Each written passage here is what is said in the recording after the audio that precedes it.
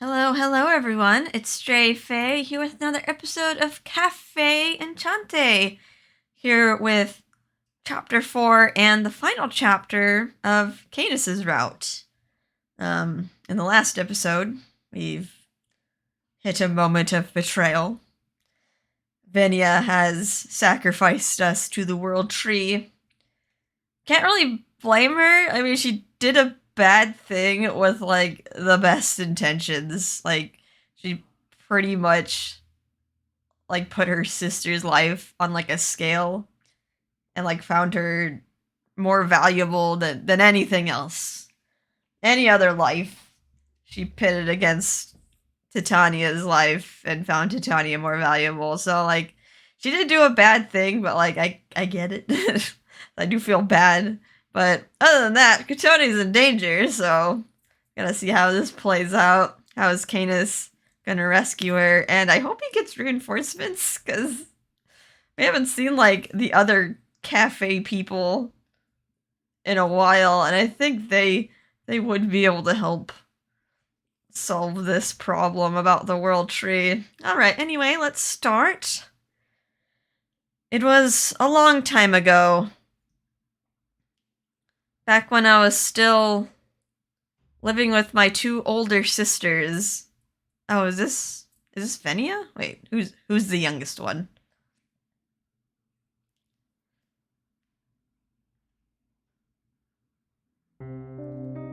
The dignified oldest sister, Banshee.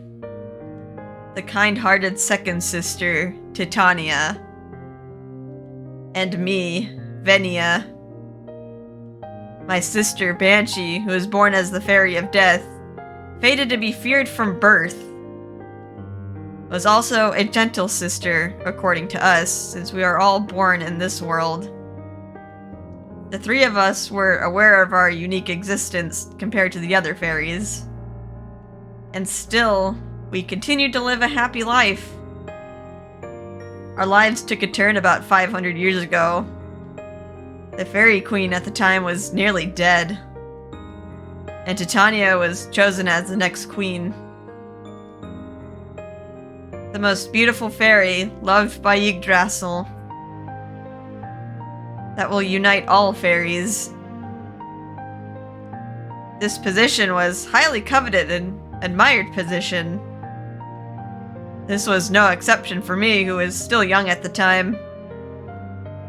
When I heard that my sister was to become the queen, I felt nothing but pride. But in the shadows... Oh, Banshee. I don't know if we're gonna get to see her. Should I give her Canus's voice? Canus is technically like a sort of a reincarnation of her. Maybe I'll do like a plain echo for her. Why? Does it have to be her? One evening, I was summoned by Banshee.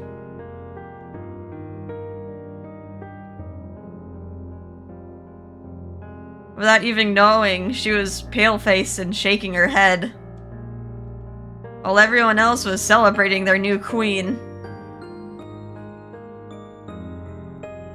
Nia, please, stop Titania.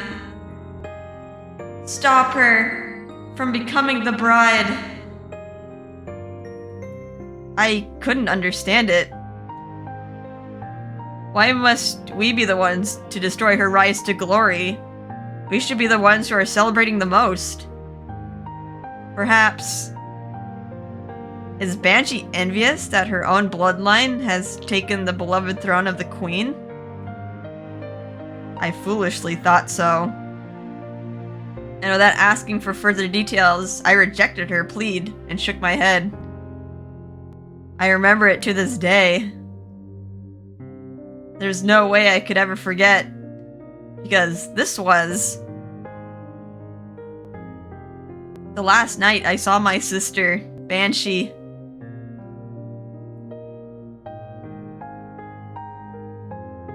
And now I understand why Banshee's eyes look so sad. Why Banshee put her life on the line to stand against this world. Now I understand. As the Fairy of Death, she inherited the knowledge about the truth of being the Fairy Queen.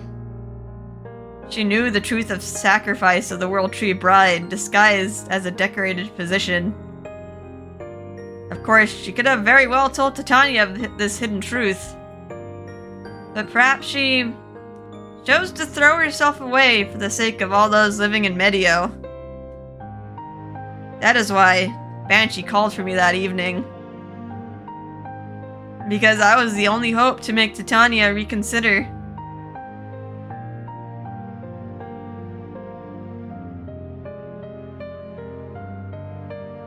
I don't want to lose those that are dear to me anymore.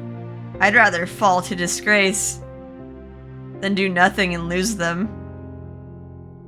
Even if the cost of it, the life of someone I know, someone I could call my friend.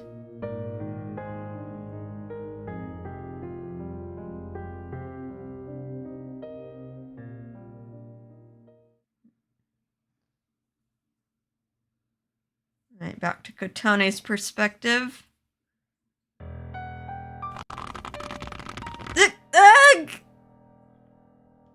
Yggdrasil eats away at my soul. There's no room for me to tremble in fear. All I feel is an extreme pain in my limbs.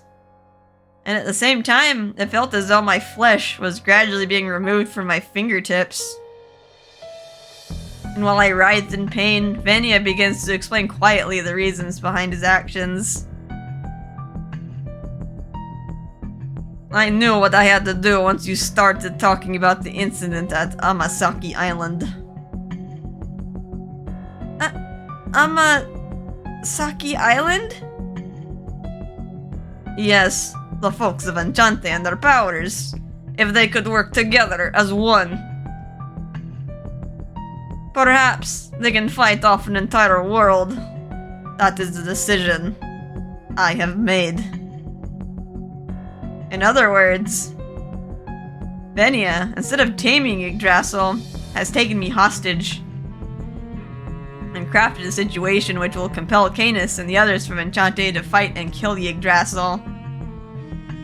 I believe that's what's going on. And as if to affirm my predictions, Kotone, you have every right to hate me. I don't deserve any sympathy. But please, I need you to help me save my older sister. In response to his sorrowful, resentful, and pitiful voice, Titania burst into rage. How reckless of you! You thought I would be happy, being released like this. No, I did not. As your younger brother, I know you better than anyone else.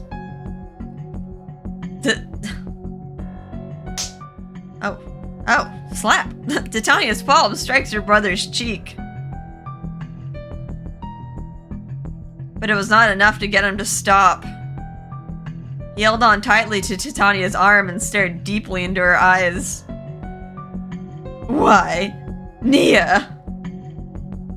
I was happy to see you start visiting Enchante and coming home with stories.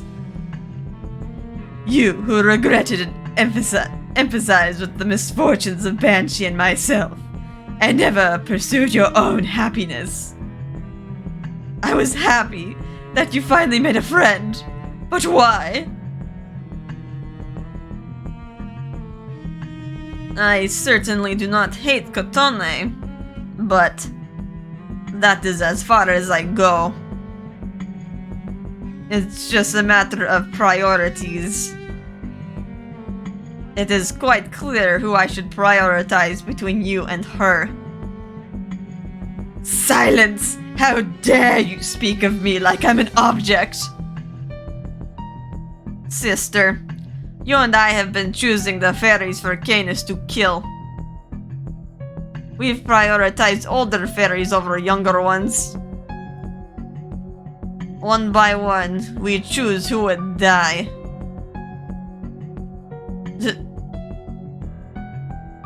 That is exactly what you are opposing. It's too late. Fenia's eyes are endlessly cold and calm. Changing his mind would be nearly impossible for anybody to do.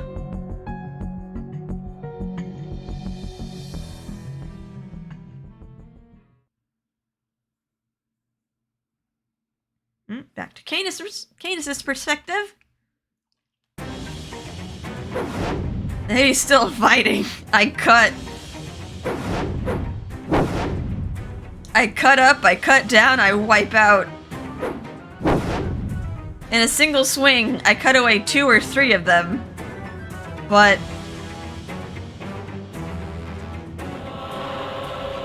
oh, we got some other different looking ones. Faster than I can defeat them, even more enemies begin to appear. Darn, this never ends. Even while I do this, Kotone is getting her soul sucked away. I do not have time to be stuck here. I should be heading to the Nexus.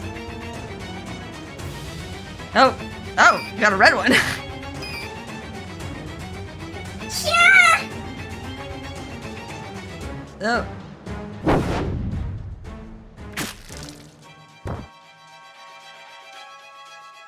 Get behind me! Yes! Thank you! I cannot abandon the fairies around me, and instead of them, I am the one being backed into a corner by the spirits. Heavens! How ironic. In order to tame the Yggdrasil's rampage, I need to offer the souls of fairies. Saving them here would be pointless, even counterproductive. But I can't believe I'm wielding my sword, unable to ignore the tragedies before me. It's a horrible self-contradiction. Hurry, everyone! Run! But where? Where are we supposed to run to? Even when they look at me in question, I could not give an answer. Everything is under the grasp of Yggdrasil. No, as long as this fairy world of Medio is the world tree, there's no place of safety and refuge. If we disregard the integrity of the area, a temporary safety may be viable, but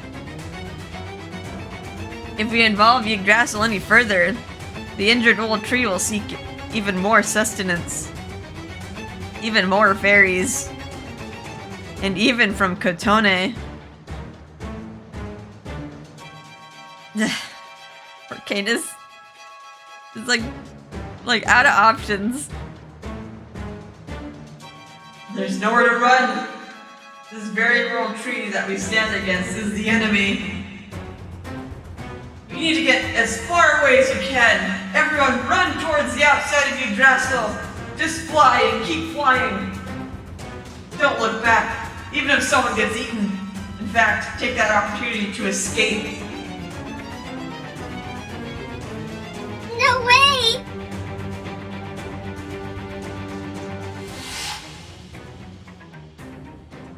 What crosses my mind is a decision I made 500 years ago.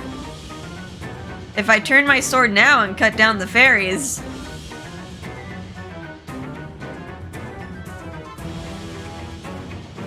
but similarly, I recall her face. She said she wants to know me. That she wanted to be with me where I belong. She gifted me with such priceless words. Her image is in my mind. In which case,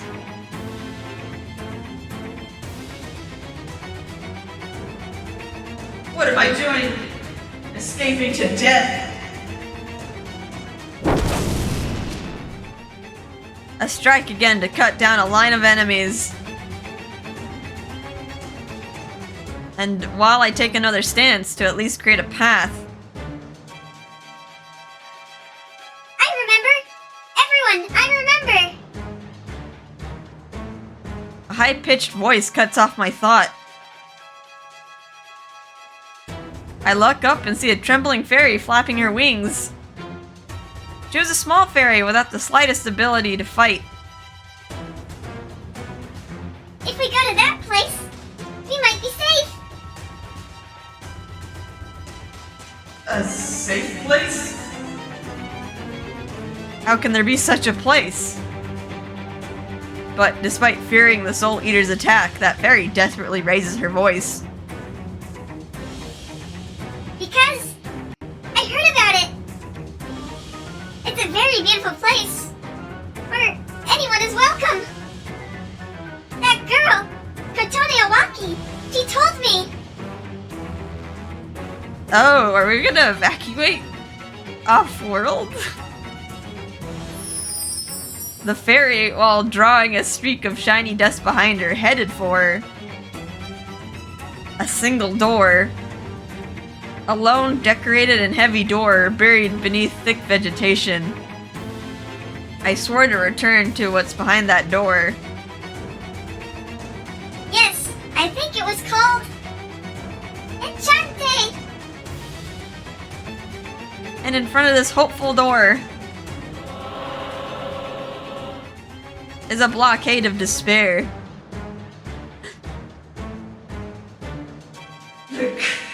She won't make it!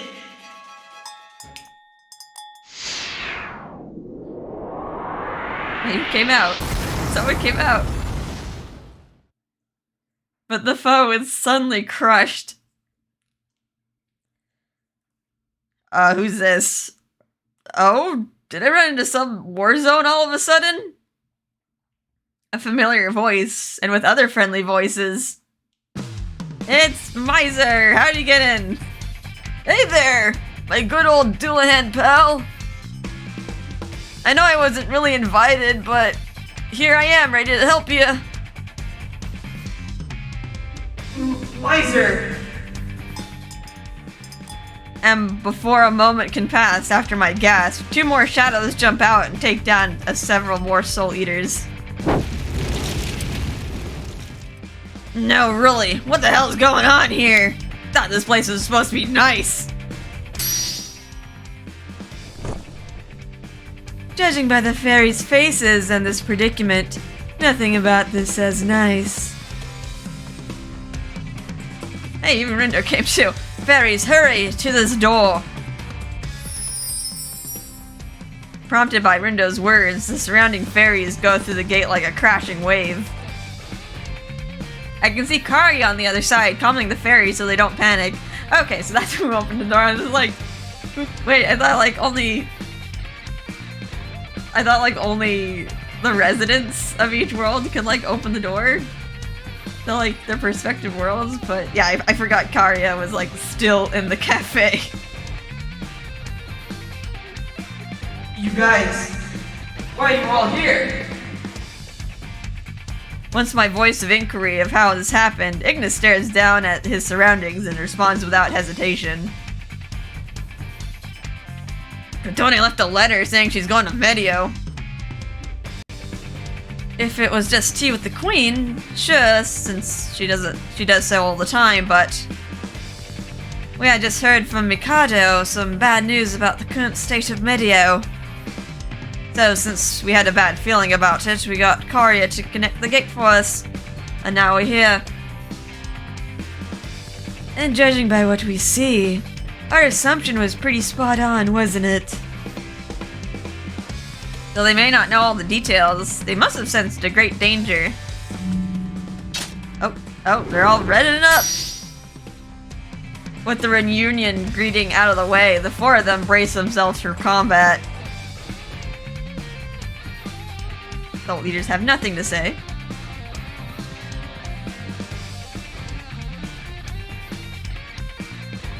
However, the swarm of enemies, perhaps perceptive of their imminent disadvantage, or maybe for another unknown reason,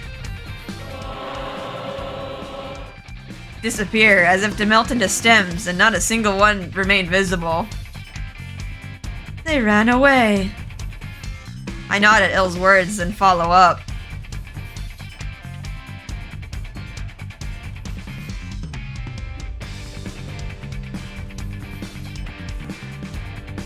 However, for now we can at least have a decent conversation.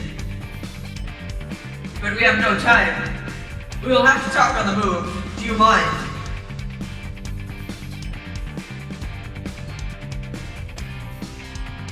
Hey, Lord Ignis coming through. Move it, pipsqueaks. The soul eaters that stand in our way and Yggdrasil's tentacles scatter as Ignis's outburst scares them off. After disposing of the enemies, we are finally reunited as a group again. And stop at a crossroad. So, now what, geniuses? The fastest way, bursting through the shortest path, is a no-go because she'll die, right? Ignis cracks his shoulders while recounting what I had told him as we ran. Indeed.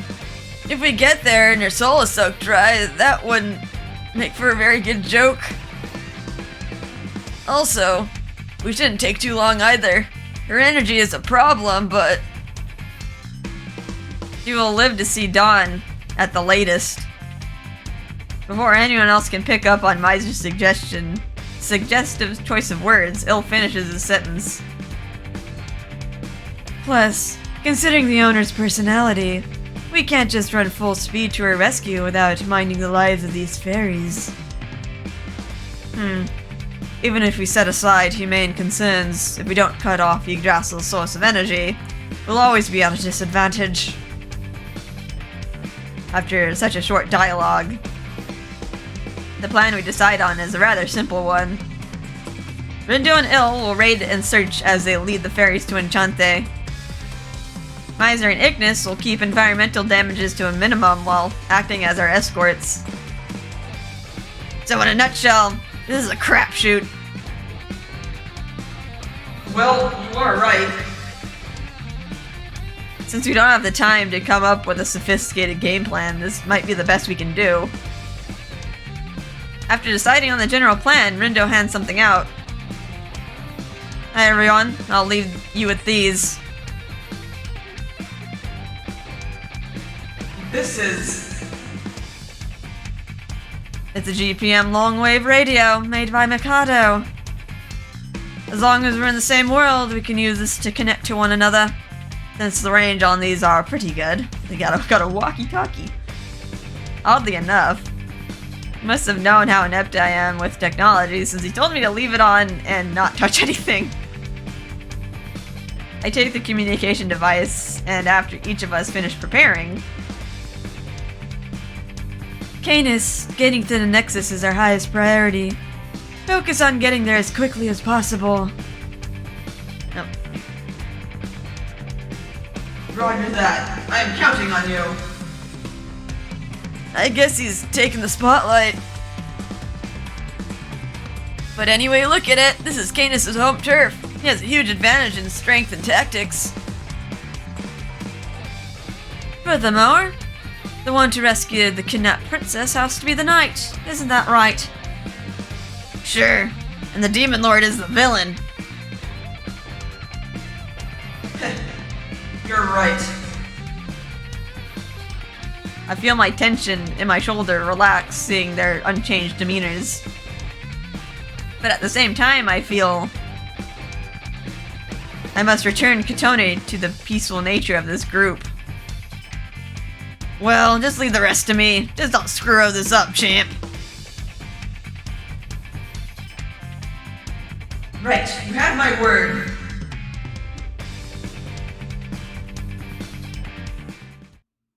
Back to Kotone's perspective. It's getting a lot of action here. Gradually, it feels like my senses are waning. Touch, vision, sound. The one thing keeping my failing body intact is... Kotone, you must not pass out. Keep a grip on yourself.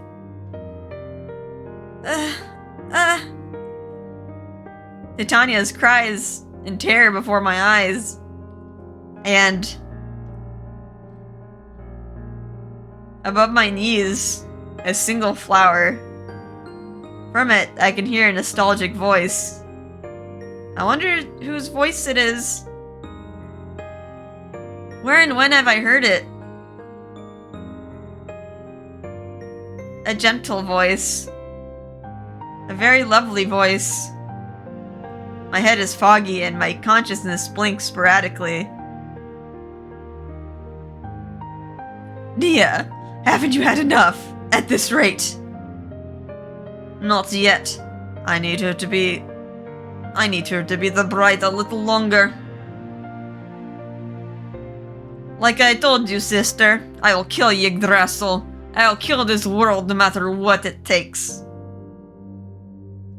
In order to save her, they will not back down. However, thoughtlessly attacking Yggdrasil will only lead to her death.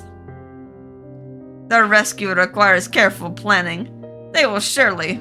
No, Canus will surely come here.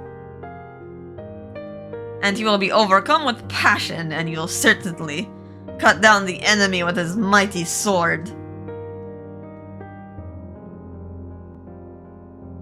I wonder if Venia is aware. If he's right. Canus's blade will be pointed at him. Oh god, that's right. He's probably not gonna be too happy with Venia what he did. There's no way that Venia himself hasn't realized this.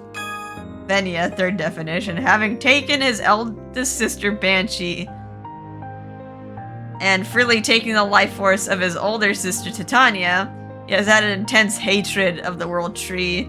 To save his only remaining sister, he would not hesitate to throw away his newly created bonds. Or his own life. Is this how Venia's gonna, like, redeem himself? Is just gonna become the bad guy? Yet Titania is still...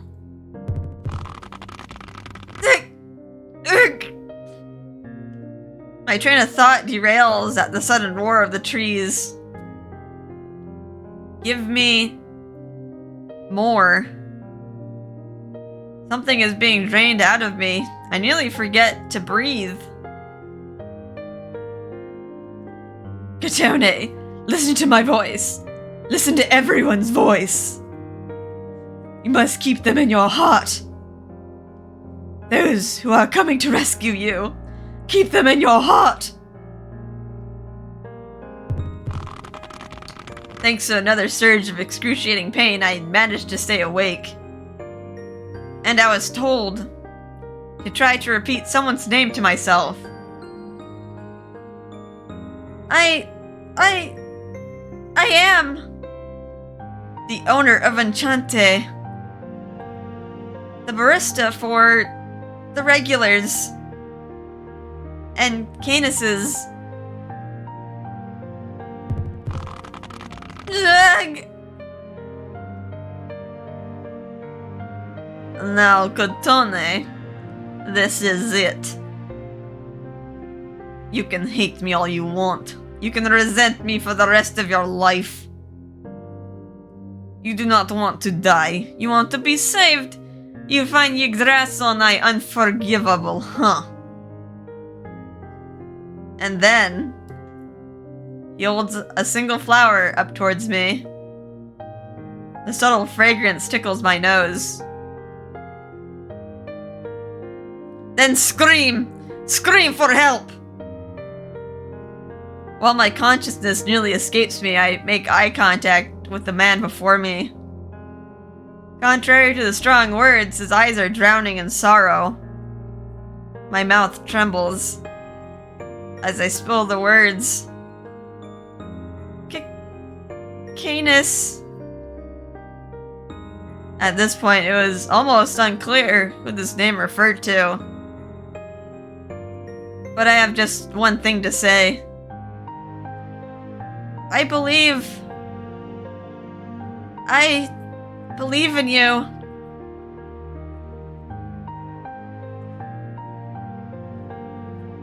Kotone. Despite my predicament, For some reason, I have the strength to say that gently and with a smile. But this doesn't last very long. Dag! Dag! Now, I know you can hear the scream. Come, legendary warriors of the universe.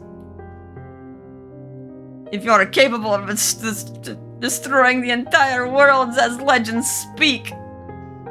And he looks so sad. He doesn't want to do this. Then let's you destroy this screwed up world and leave nothing behind.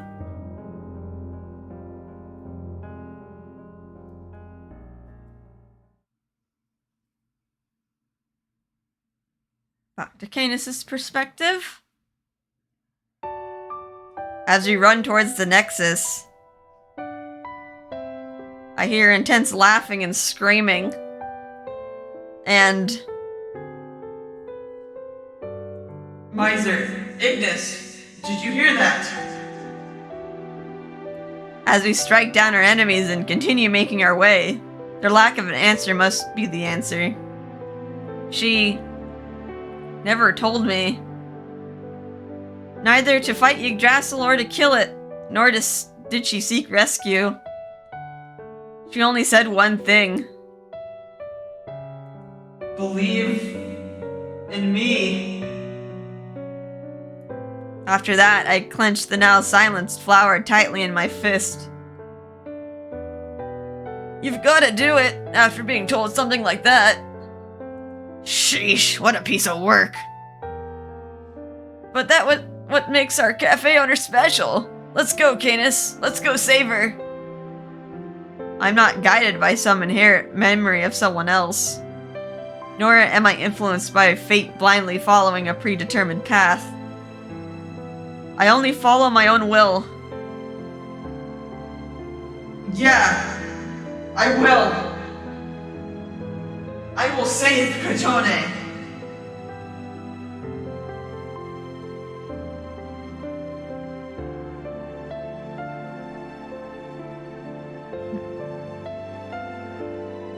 Oh.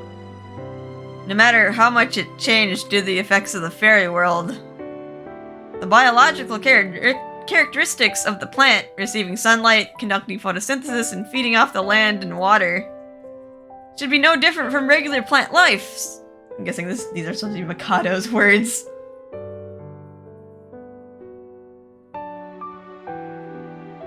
As the GPM R&D department head, Mikado had once analyzed. Though it is out of the ordinary, Yggdrasil is still a plant. It has no eyes to perceive tragedies, nor ears to hear the cries of fairies. It does not answer prayers, nor does it think or feel. Yes, the only thing Yggdrasil has is the eat or be eaten survival instinct. But now Yggdrasil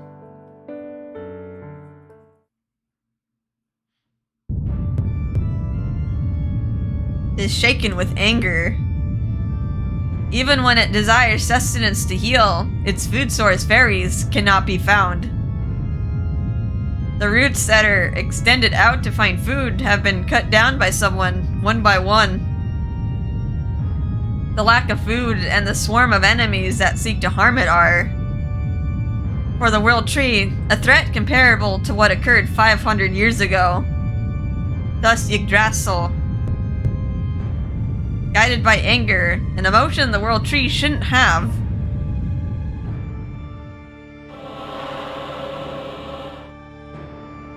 Soul Eaters!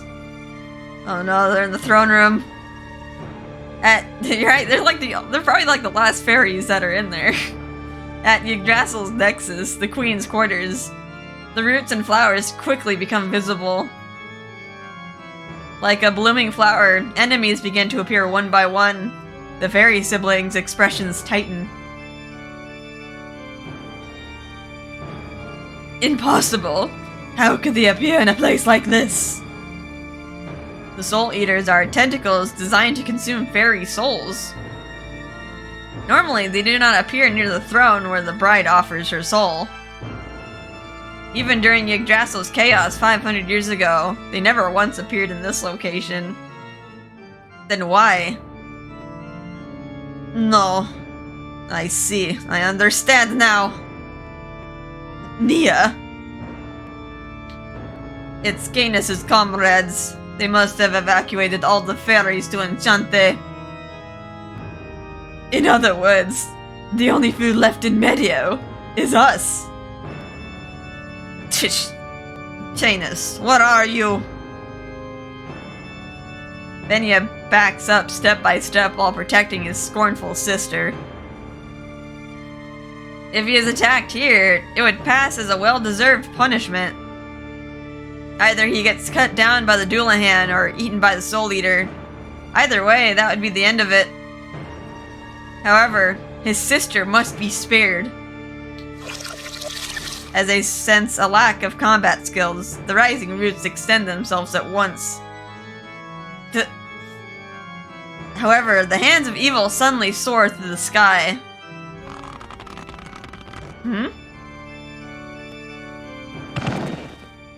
All of them abruptly stop midair and fall to the ground in an instant. What just happened? The squirming enemies seem to avoid advancing any further than a certain distance. At the center of it is obviously the Kotone. Did you stop them? Oh, does Kotone have, like, some control? That's right, Titania did, like, have some control of the tree, but didn't think Kotone would, like, have it in her. They look up to see Kotone, who is supposed to be indisposed, holds her head up a little and stares at the Soul Eaters.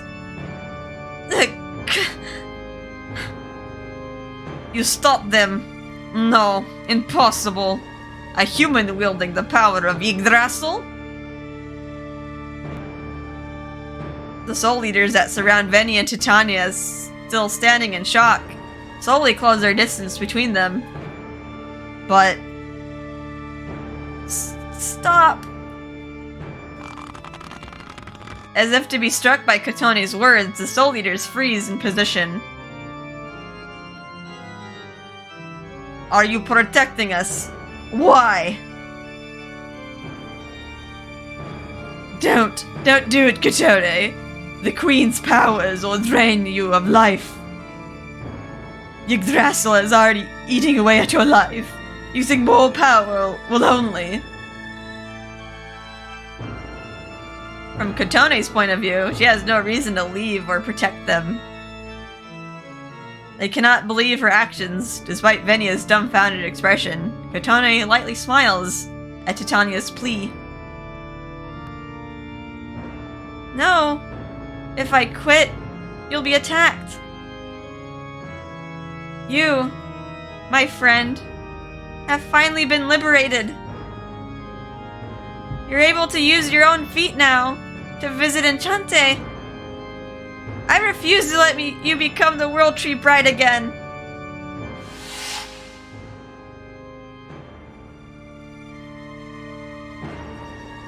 Stop her from becoming the bride.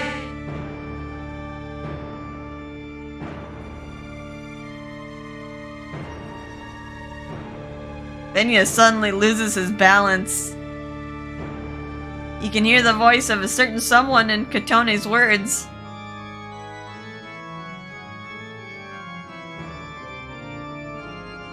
Nia, snap out of it! Look how far she's gone! Do you still intend to sacrifice Kotone? If all you want is to call Canus here, you've done more than enough, please! I... can't. Nia, why are you being so stubborn? If only I could. I also want to release Sister. At this point, I would replace her. But... I was only able to release you earlier after hundreds of years of modifications to the throne. I cannot do it at the drop of a hat. However, from the beginning, the circumstances didn't allow them to properly think of a plan. The roots mobilize and Soul Eaters start to appear again in pursuit of the final source of food.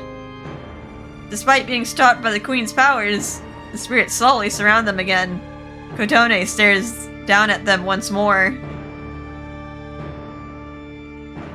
Don't come near! But as an act of defiance, the bindings of the throne violently and rapidly entangle her body. Not only her limbs, but her torso and breasts. They even firmly wrap around her neck. Zag! Kotone!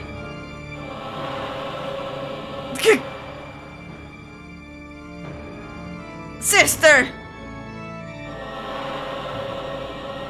Damn it! Stay off my sister, Yggdrasil! Without any regard to anyone's feelings, Yggdrasil indiscriminately and relentlessly tries to consume everything, even the souls of all present living beings.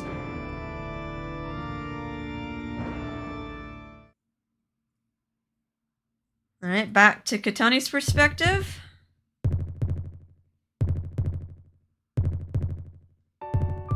Aw, this little selfie that we did. It fades.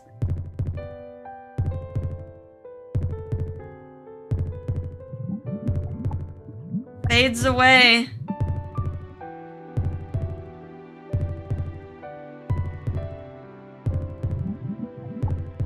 The many memories that made me who I am.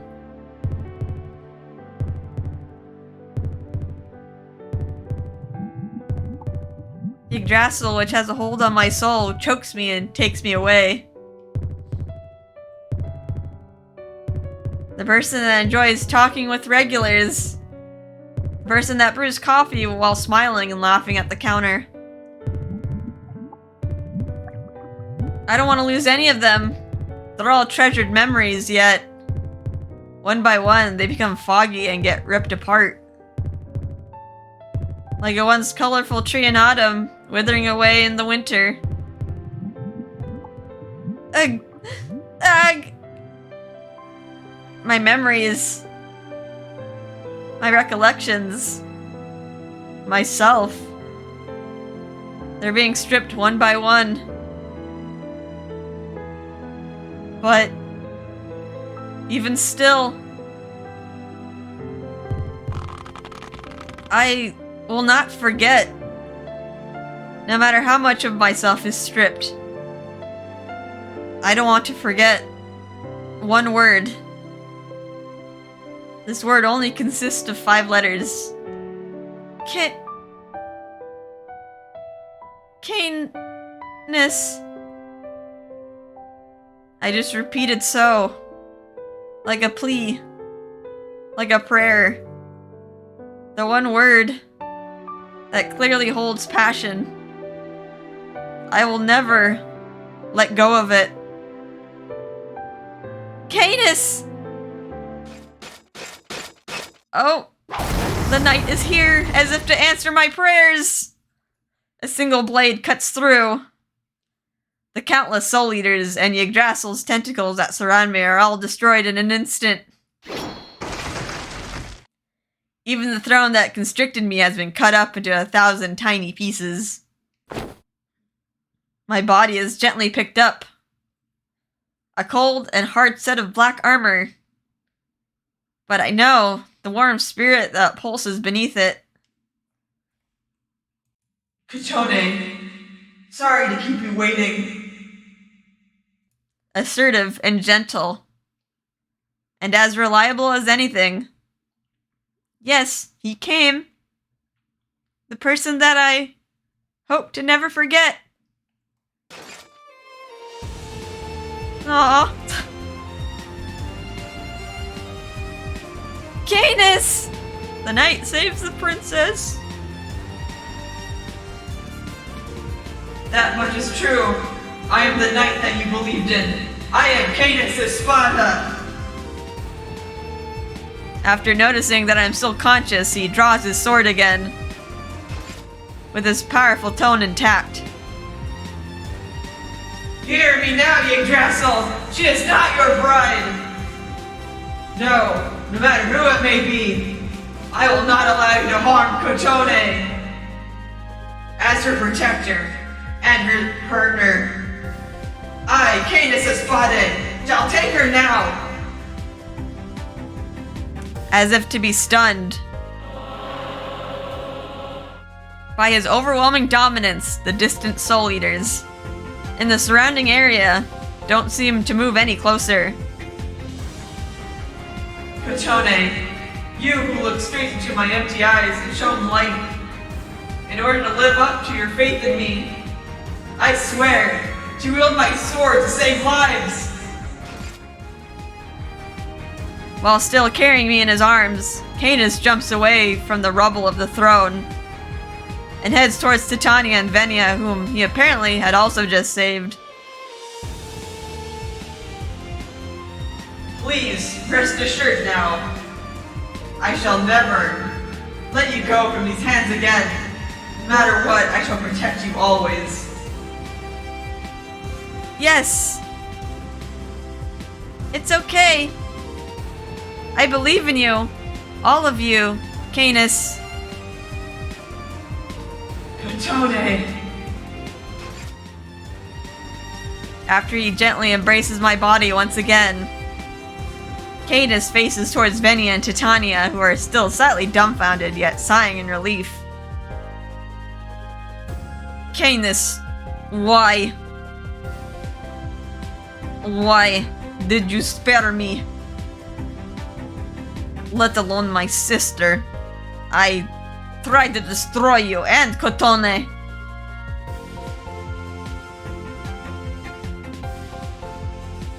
Do I need a reason? What? If I see someone suffering in front of me, especially if that person is a dear friend, I will never hesitate to reach out to help. If it's punishment you want, you must wait. I did not come here to kill you. At the exact moment, Venia bit down on his lips, trying to process all the emotions he can't express. Yggdrasil begins to shake. What? This is... Now that Yggdrasil has lost his bride, it's starting to thrash and rampage. At this rate, everything around us, and the worst case scenario, Yggdrasil itself, will become a Soul Eater and... At this point, even Canus and Titania begin to panic. The fairy world of Medio is finished. Although we may not have been able to kill Yggdrasil, we were able to destroy this twisted world. Canus, I know this may be disgraceful. Please, take sister and the others and evacuate to Enchante. Though Venia's words are filled with petulance, Canus responds. There is no need for that. That is all he said. What? What did you say? Like Kotone said, believe in me. And if you can, my job is to honor your faith in me. I saved Kotone, and I have saved you all. Now, the fairy world Medio, too. I will save it. That is my role as the Fairy of Death, even for Yggdrasil. For I am the knight that protects this world. The quake, so violent that the collapse of the Nexus could happen at any moment. In the midst of chaos, Canus' words are quiet, but unshaken, filled with conviction and determination. Another quake. It was large enough to topple over the Soul Eaters and tentacles that have been surrounding us. You say that, but what exactly do you plan on doing? You may be the Fairy of Death, but you cannot possibly deal with this all on your own.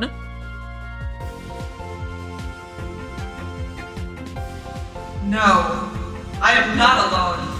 I have reliable friends by my side. Canus says as he pulls out something from his chest. That's the... It is a radio that I borrowed from Rindo. With this, I can communicate with the others that are scattered throughout Medio. Miser and Ignis were also with me for a portion of the way, here to the Nexus, but they believed in me that I would be able to save you. So they are in their final positions. Positions? Then, after Canus releases a large sigh. Men, this is our final push. Do you copy? With his low and clear-cut voice, he calls out to the others over the radio. Hello! I'll happily be a threat to this world for the sake of our dear cafe owner. Honestly, this is my time to shine, fellas. Look at all this shit to burn. As I reported earlier, the evacuations of the ferries is completed. We are ready for mass destruction. Also, I have a message from Rindo and Karia. They said they're waiting for our return. Now let's begin. You take the lead, Canus. Over the radio, I can hear the voices of the most powerful beings in the universe, whom Venia had deemed worthy. Suddenly, Yggdrasil begins to tremble and make a loud creaking sound like a shriek. One can sense what had happened without having directly witnessed it. The others scattered throughout Medio must have attacked Yggdrasil all at once. I can hear Yggdrasil burn and collapse from the outer perimeters as if to corroborate my assumptions. This is their true power. While the siblings stand in awe of the overwhelming power they can feel. These are your final moments, Yggdrasil. Canus draws his sword, and after taking one step forward, powerful enough to smash the ground below, he starts dashing towards the troublesome Yggdrasil at overwhelming speed. His animalistic drive can mean but one thing. Canus has just declared that Yggdrasil's final moment in existence. He aims at a single spot. The one place strongly tied to Yggdrasil, the place for sacrificed brides, the throne. Canus runs straight towards it in order to thrust his sword upon it. Yggdrasil violently shakes at the imminent threat. With its quake, the numerous roots, and summoned soul eaters, Yggdrasil attempts to stop him in his tracks. But Canus doesn't even flinch. In the face of his overwhelming power, Yggdrasil attempts at resisting doesn't stand a chance. Canus begins to focus on his approach, growing sharper and stronger. By drastically increasing his own powers, a single blow might finish it off.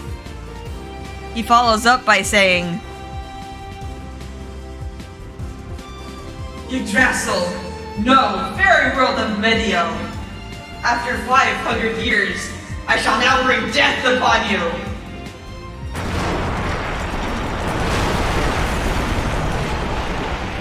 He swings his sword with all his might, and while he slices Yggdrasil, he takes his final step forward. To soak it in, the night.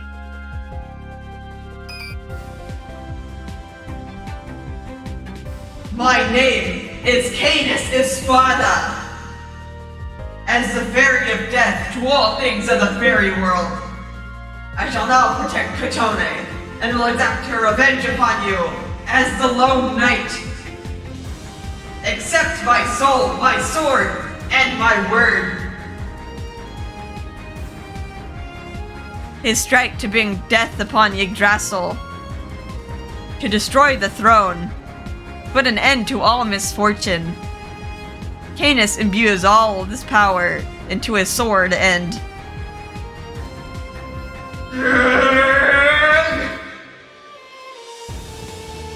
With a thunderous roar, he swings!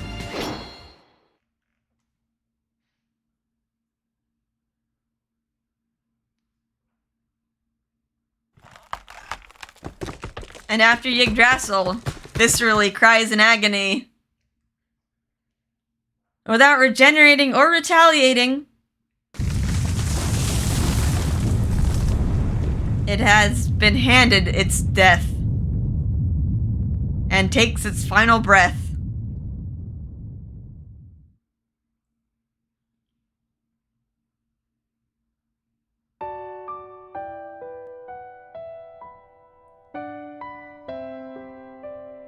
With the death of Yggdrasil, which has held my soul hostage, I begin to feel the movement of time. Once again, in an instant, my body feels light again and almost seems to float unassisted in midair. My attention drawn to the tranquil scenery.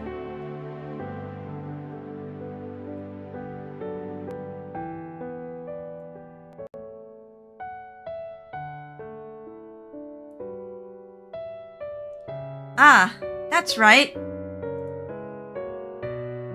Now that Yggdrasil has died, those fairies are finally liberated, in the real sense of that word. I'm sorry for causing you years of suffering. Is this the tree talking? For bringing you so much grief. But at this point, I haven't the time nor the voice to apologize as I should. So at the very least, allow me to pray.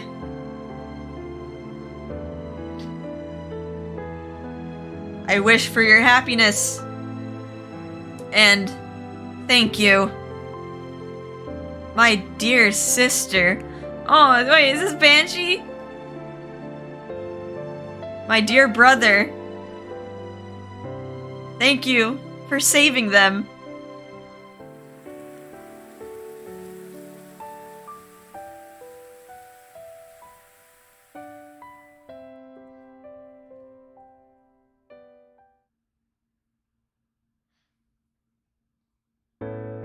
The severed world tree, sliced cleanly in half, and though its life force is gone, it remains still function as the land of Medio.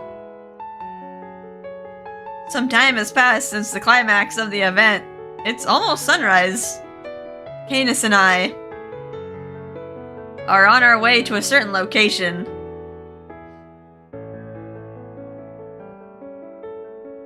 A few hours earlier, once the battle had ended, Miser and the gang decided on going back to Enchante and their respective worlds. When they parted ways, they knock on Canus' armor, congratulating his work. Seeing everybody made me smile. Normally, once the dust has settled, I would be home by now, but... Kotone, will you come with me? Those words were the only reason I needed for me to remain on the world of Medio. By the way, with their congratulatory words, everyone struck Canus' armor one at a time again. I like patting him on the back, like, way to go, bro, you got the girl! We have arrived. Canus stops walking. The whisper of snow echoes quietly. I trace his gaze to see the scenery we had once seen together. The place Canus claims to be his favorite place in all of Medio. But this place too, now that Yggdrasil has been defeated, will eventually wither away. But Canus does not display fear for such a future. Kotone, take my hand. Yes! He gently reaches out as if to prevent me from slipping in the snow. Supported by his hand, I cautiously walk as my feet slightly tilt diagonally. We approach the location where we can see the entirety of Medio. It's breathtaking, no matter when I see it. Yes. It is true that Yggdrasil had tortured Canus and the others for centuries, even though it was a threat. At the same time, this is where my memories reside with Canus and where I met Titania and Venia. The single world is coming to an end. This is a major event. It's something that I couldn't have fathomed when I first took over Enchante. I wonder what will become of the fairies. Titania, Venia, and most of all, Canus, from this point on. That was certainly my concern, but... Kotone, it's almost time. Keep your eyes wide open. I didn't need to ask what it was. As the soft wind blows, I can see them start to rise. As the world welcomes the sunrise. From every visible place, light pours out from Yggdrasil's remains.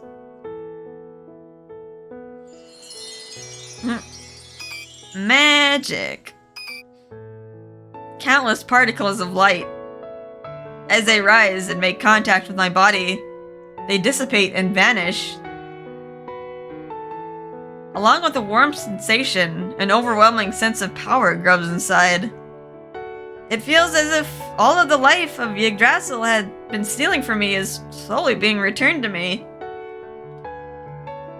No, that must be what it is. For this light is... The life force of the countless fairies Yggdrasil consumed as energy. Now that I have cut it down, the energy that had been accumulated within is being released all at once. Now, the life that had been drained from you should have returned to you. Canus, after letting out a sigh of relief, he too takes a particle in his hand and embraces it protectingly.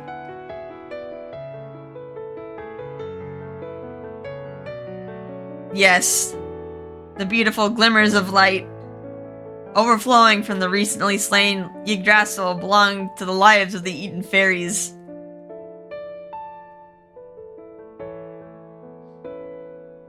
Under normal circumstances, seeing life is not something an ordinary human like me can do. But as Canus mentioned earlier, this time really is an exception.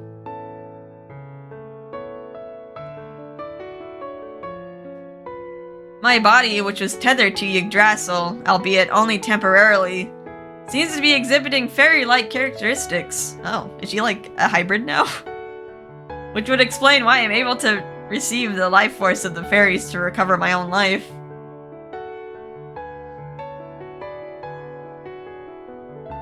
Thank you. As I graciously thank the fairies for life now coursing through my healthy body, I subconsciously utter, I wonder what becomes of Medio from this point on. Fate remains unchanged. Yggdrasil, which we currently stand on, will slowly but surely wither away and be annihilated. However, Canus tells of a hopeful future in the direction of the floating light. These vessels of life, seeds if you will, that are flowing throughout the world now, will one day bloom, this time as genuine life of Medio. Perhaps nothing will have to be sacrificed, and maybe a true world tree of Medio will be born. I see. Well, hopefully history doesn't repeat itself. I mean, like... Yeah, like, the world tree could regrow again, but, like, hopefully there's just, like, some sort of ecosystem to keep that in check now. I don't know.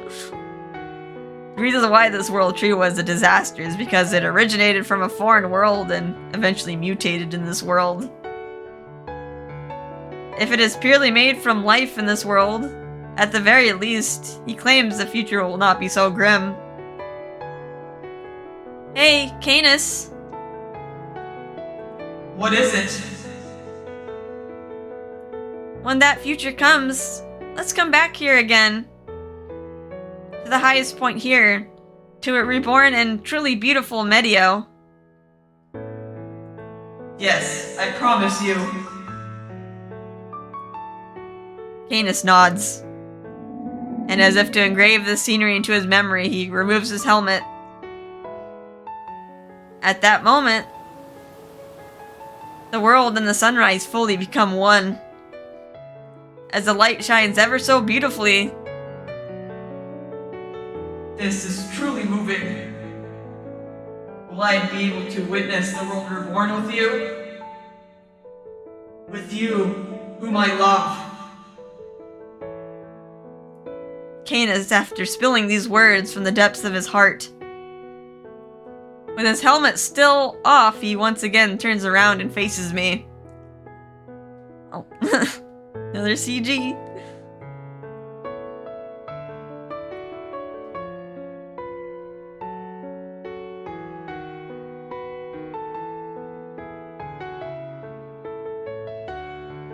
Aw, she's happy.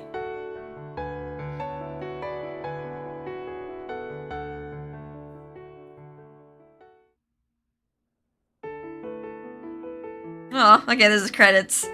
Let's see if there's something at the end of it. So yeah, this is good. We were expecting that we were just gonna be brewing coffee, but instead we're saving/destroying worlds. Pretty intense.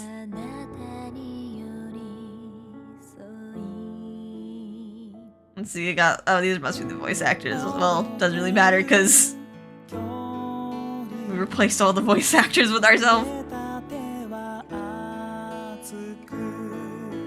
I get to see all the memories. All the memories. Also, probably rip the video. I'm probably gonna get content ID'd for this song. Yeah, that was good. That was so much action. Wasn't really expecting, like, that level of storytelling from, this game. Thought we were just gonna be making coffee, but yeah, it was a nice story. I really like Canus.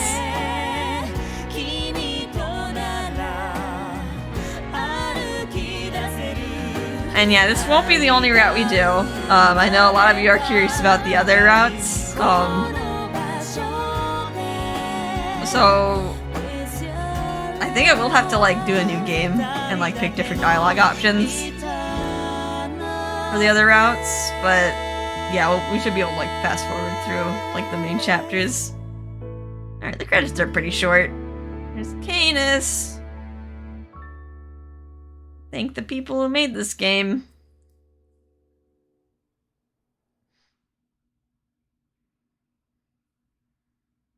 Okay, there's something at the end. Those are memories of childhood. I recall the warmth of the flowing steam and the wafting aroma of coffee. Oh, it's Grandpa. Aren't you having fun, Kotone? Are you drawing? Homework for kindergarten. Let's see here. Dreams for the future. Huh. What an interesting homework topic. Yeah, Aki said she wants to own a pet store, and Umi wants to be an idol. Very nice. So what about you? Grandpa! Does she want to be Grandpa? She wants to be a grandpa when she grows up. Listen, Kotone, Grandpa's not exactly an occupation. Besides, you're a girl. No matter how hard you try, you can never become a grandpa. Why not? She wants to be just like you. Why not? Who taught you to talk like that? Oh, it must have been that bastard Canus. Anyway, I'm flattered to hear that my granddaughter looks up to me. Yeah, Kotone's gonna be a coffee shop owner like you, Grandpa. That's the spirit. Well, if you really want to follow in my footsteps and run a cafe, to get you started, you can just follow me around and watch. And maybe I'll give you a task or two. But one day you'll choose your own path. My own path? That's right. Well, by that time I may not be around anymore.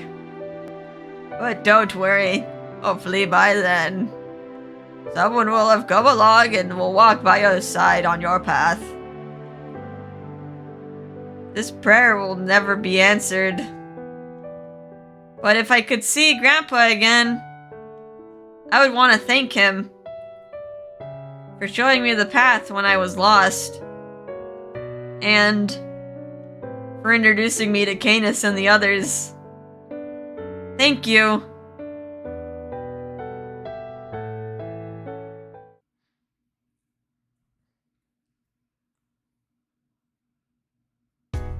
A month's time has passed since the incident of the fairy world of Medio. Alright, back to normal cafe stuff. Cafe Enchante is back, doing business as usual.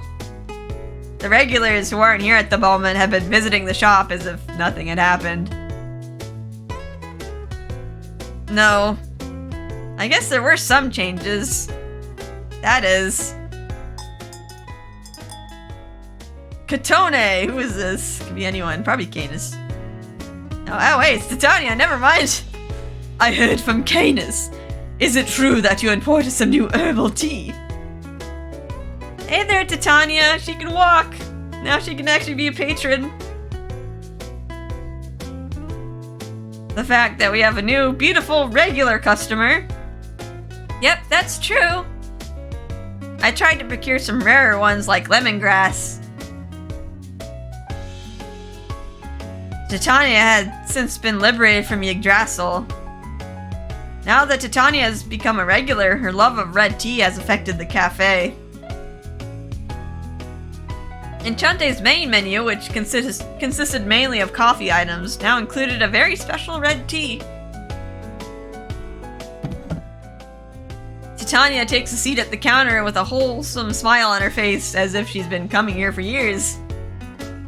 Then I'll have that. And I'll have that thing you called chiffon cake from the other day, too.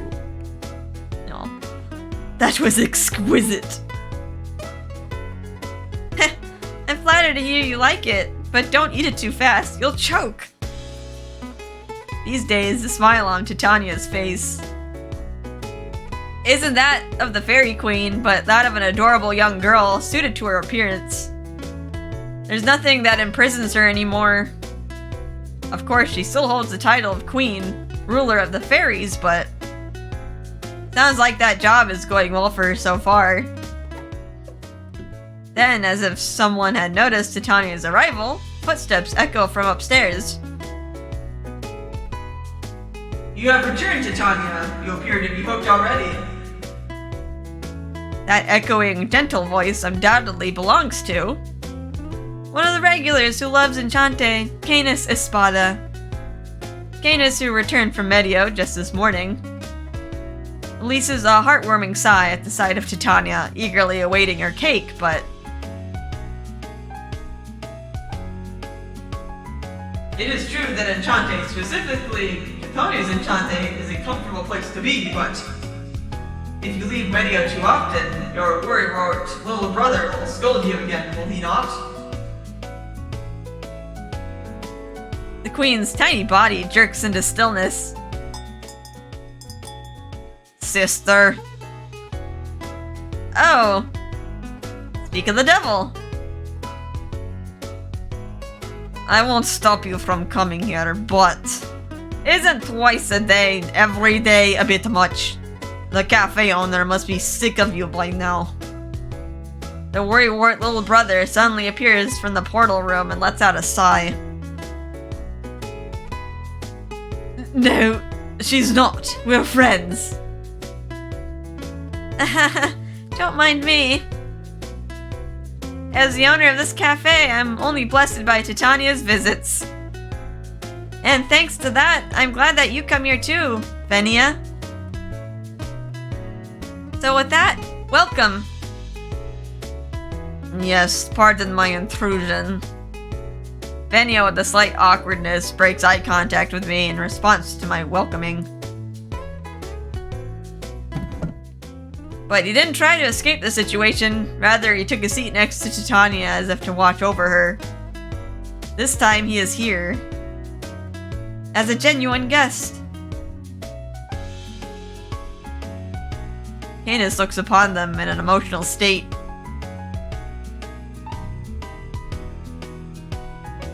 In Medio, ever since then, just as Canus had predicted, Yggdrasil, which has terrorized the fairies, has completely withered away and vanished.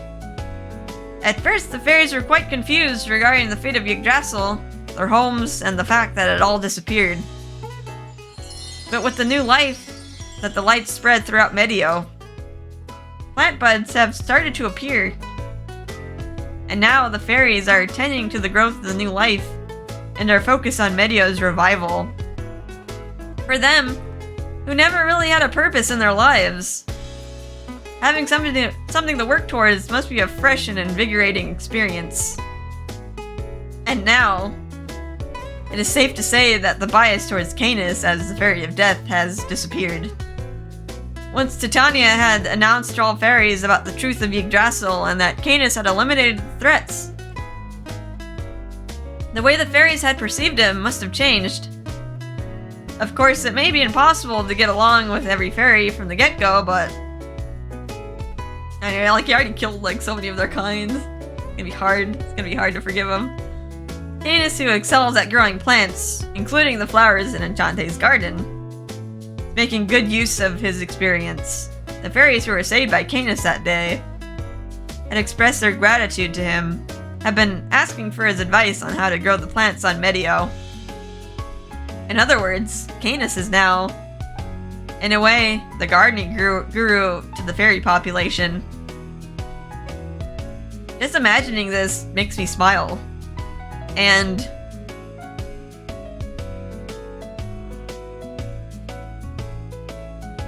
at the end of that incident, Venia, who had caused Yggdrasil's rampage for Titania's sake, was given one punishment.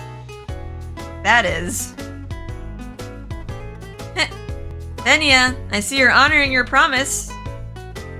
Well, of course. It is a promise to you and Canus of all people. To stay by Titania's side no matter where she may be. And support her as the Queen's Chancellor for all eternity. I think that's hardly a punishment. He loves his sister. He deemed this punishment too lenient, and that he should be executed, but ultimately, despite being bitter about it, he gave in to Titania's tearful plea and accepted his punishment.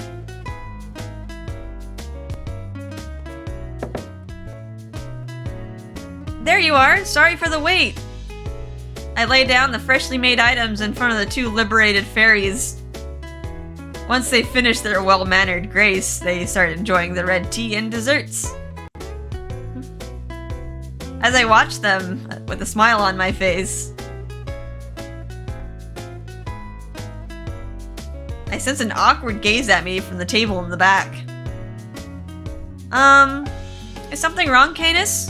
Did you want to order some? Oh no, it's nothing like that. Well, you know, I'm okay for now, I guess. Oh, but you know, the afternoon may be better. Question mark? He seems very inarticulate. Sounds like he's talking to himself. Titania and Venia also looked at his demeanor with a puzzled look. At least for a second until...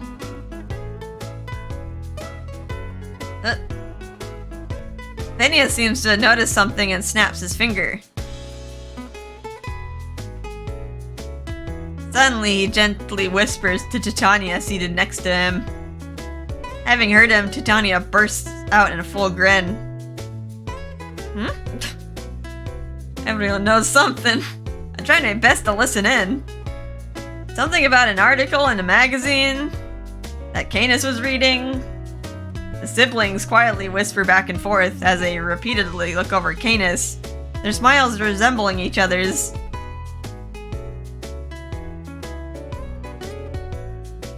"30 minutes have passed since then.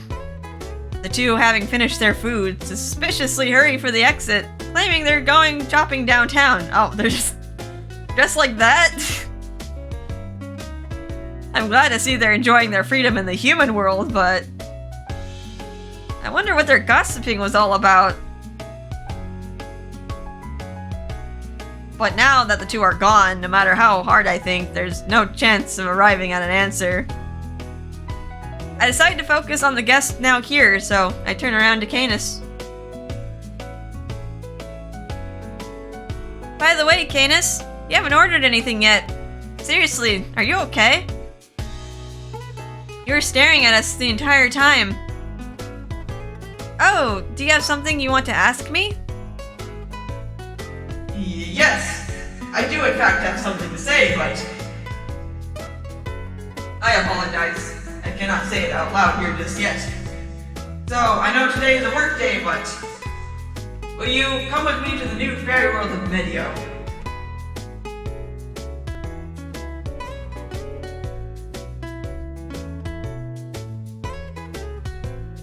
Guided by his words.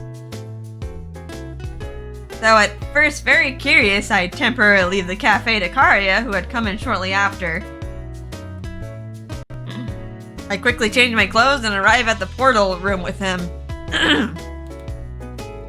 I don't mind going to the fairy world at all, but if I recall correctly, it was Canus of all people who told me I shouldn't go there for a while because of the instability of the land. But those doubts are instantly shattered the moment I arrive and lay my eyes upon the gorgeous scenery. Oh, it's a beautiful meadow now. There's no trees, just flowers.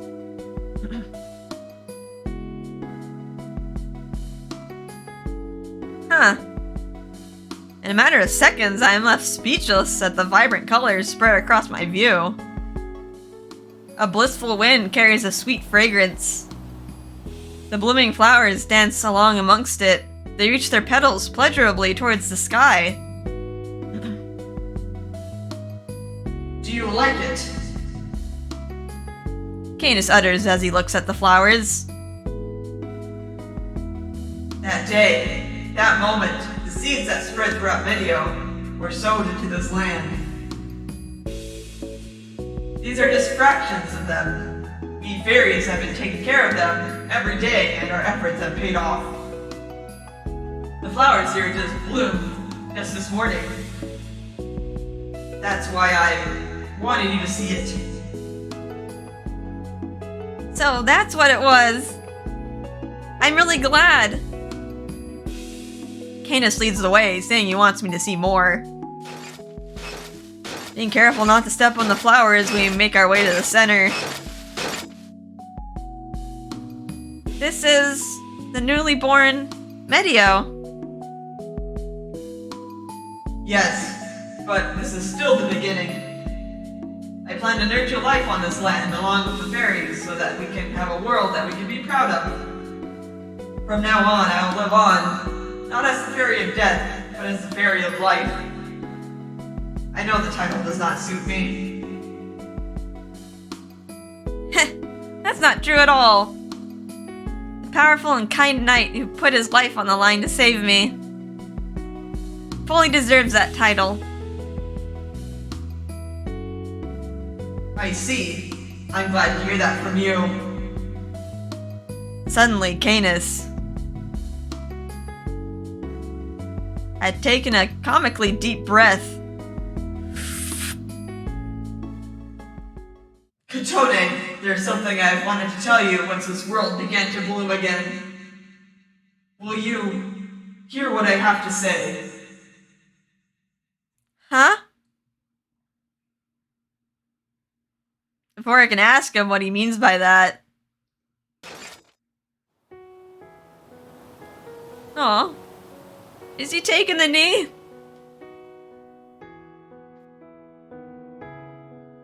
Aw. Yeah. He removes his helmet. Drink it in, guys. Our headless knight gently takes my hand and kneels down in front of me. Normally I would be looking up at him. He's tall. He's like now the same height as Kotone. But now I'm looking down at him. It's a refreshing perspective, I thought, but... Canus? I have to question his actions. Maybe it's just in my head, but his hands feel slightly tense. Could he be... nervous? By the time I finish hypothesizing... I love you. I love you. With a voice so gentle, heartfelt, and overflowing with emotions. Canus abruptly expresses his feelings for me. And my cheeks blush bright red from the passionate words. He presents me. Kotone, I am reticent, inept, and expressionless. However, my desire to love you and protect you is stronger than any force in this world. Will you be my bride? It feels as if time has stopped, and everything has frozen in place. Bride? Yes, of course, not of the World Tree variety. The bride of a knight who you believed in, a knight named Canus Espada. Does he mean... Marriage is not a concept that exists in the fairy world, but the magazine that you have given to Titania included an article on the subject. When I coincidentally came across it, I thought of you immediately. So, I have decided to tell you this once this day arrived. Of course, spending a lifetime with a non-human like me may not be easy. There may be hardships, like our lifespans, and misunderstandings, due to you not being able to see my face. But, even then, I would like for you to choose me as your lifelong partner. His love is straightforward and to the point. This is probably the first selfish act, considering he's always dedicated himself to the service of the fairy world Medio. My face reddens. Not out of confusion, but out of flattery. I feel as if I'm but a flower in a vast ocean of a flower garden. Canus, now staring at me, must be predicting my response to him. But no matter how strong the feeling, I have to choose my words to get my point across. I will happily reciprocate for the kind and sincere man who is looking at me, Kotone, straight in the eye.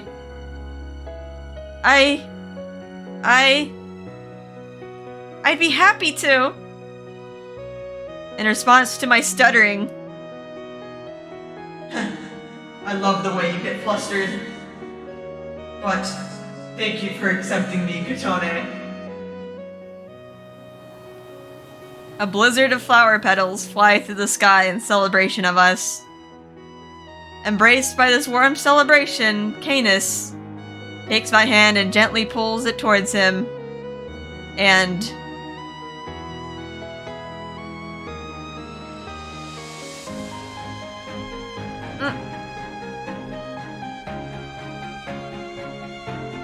a soft warmth seeps down into the back of my hand. That is probably Canus's kiss of oath. Despite being faceless, he proves his love for me. Allow me to promise you, not as a knight, but as a man. I hereby solemnly swear to protect your body and soul for all eternity. Kotone Owaki, my beloved bride. Please accept my love and my vow. Yes. I accept with all my heart. And I will forever cherish your love and soul as your bride. Yes, as I will yours. I love you, Kotone.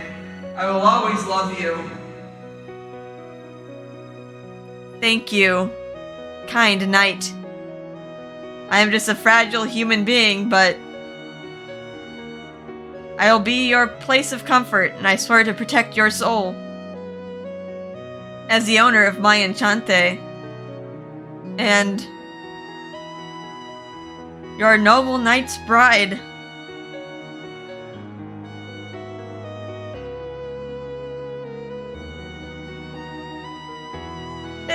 Finished! Oh, my heart!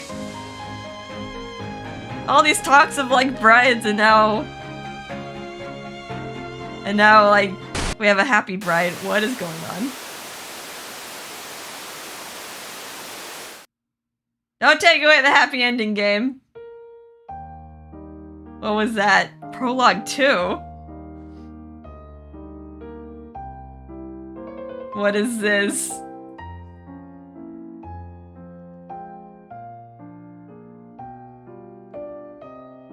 Is this the nightmare? It's the static again. Solitude is lonely.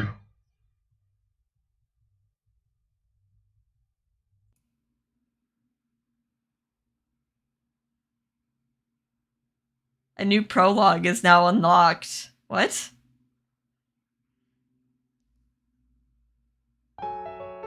What? Okay, well. Those like happy feelings just got like swept aside. I'm like, what's going on now?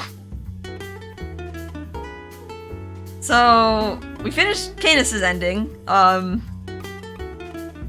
yeah, the plan is we gotta redo the main chapters again. But instead of my brain. My brain is like trying to comprehend what just happened. So yeah, we have to like do some different choices, but we should be able to fast forward through like